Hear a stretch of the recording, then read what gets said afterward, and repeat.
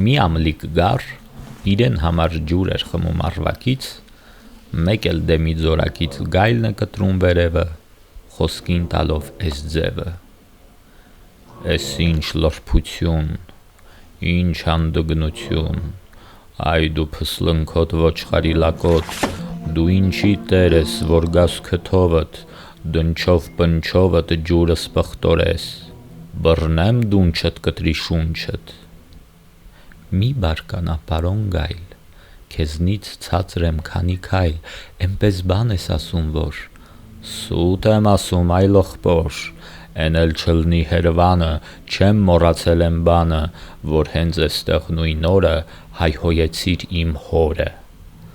Մի տարեկան դեռ չկամ, եղբայրդ էրանզգամ, ես մի ծին եմ մինուճար, խնամիտ էր անպատճառ, կամ մեկը ձեր պիղծ ցեղից էլ չշարժվես քո տեղից, ձեր շների, հովիվների ոխը քեզնից պիտանեմ, տես գլուխդ ինչ բերեմ։ Ասավ հասավ գարանը, առավ թռավ անտառը, էստեղ ինչն է կարևոր, ուժեղի մոտ միշտ էլ թույլն է մեղավոր։